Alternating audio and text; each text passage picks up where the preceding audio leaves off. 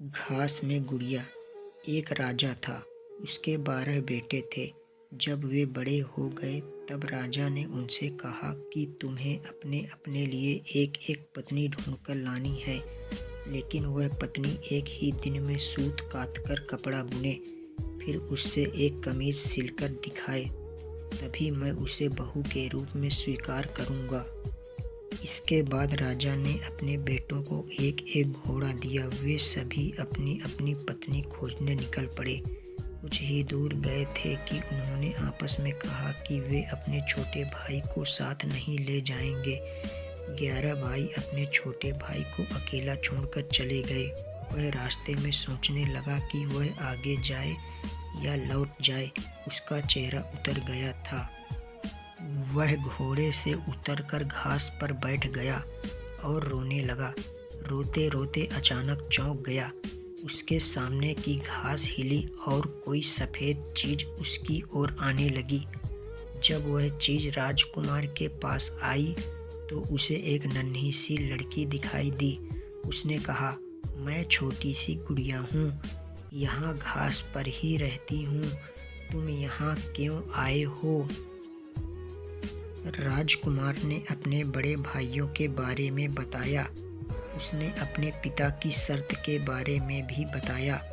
फिर उसने गुड़िया से पूछा, क्या तुम एक दिन में सूत काटकर कपड़ा बुनकर एक कमीज सिल सकती हो? अगर यह कर दोगी तो मैं तुमसे शादी कर लूँगा। मैं अपने भाइयों के दुर्व्यवहारों के कारण आगे नहीं जाना चाहता।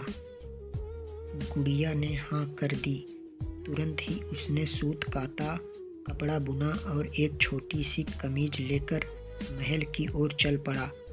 जब वह महल में पहुंचा तो उसे शर्म आ रही थी, क्योंकि कमीज बहुत छोटी थी। फिर भी राजा ने उसे विवाह करने की अनुमति दे दी। राजकुमार गुड़िया को लेने चल पड़ा। जब वह घास पर बैठी गुड़िया के पास पहुंचा तो उसने गुड़िया से घोड़े पर बैठने को कहा। गुड़िया ने कहा, मैं तो अपने 2 चूहों के पीछे चांदी की चम्मच बांधकर उसमें बैठकर जाऊंगी। राजकुमार ने उसका कहना मान लिया। राजकुमार घोड़े पर सवार हो गया। गुड़िया चूहों के पीछे बंधी चांदी की चम्मच पर सवार हो गई। राजकुमार सड़क के एक ओर चलने लगा, क्योंकि उसे डर था कि कहीं उसके घोड़े का पांव गुड़िया के ऊपर ना पड़ जाए। गुड़िया सड़क के जिस ओर चल रही थी उस ओर एक नदी बह रही थी। अचानक गुड़िया नदी में गिर गई, लेकिन जब वह नदी के अंदर से ऊपर आई तो राजकुमार के समान बड़ी हो गई थी। राजकुमार बहुत प्रसन्न हुआ। राजकुमार महल में पहुंचा तो उसके सभी बड़े भाई अपनी अपनी होने वाली पत्नियों के साथ वहां आ चुके थे, लेकिन उसके भाइयों की पत्नियों का ना व्यवहार अच्छा था, ना ही वे सुंदर थीं। जब उन्होंने अपने भाई की सुंदर पत्नी को देखा तो वे सभी जल भून गए।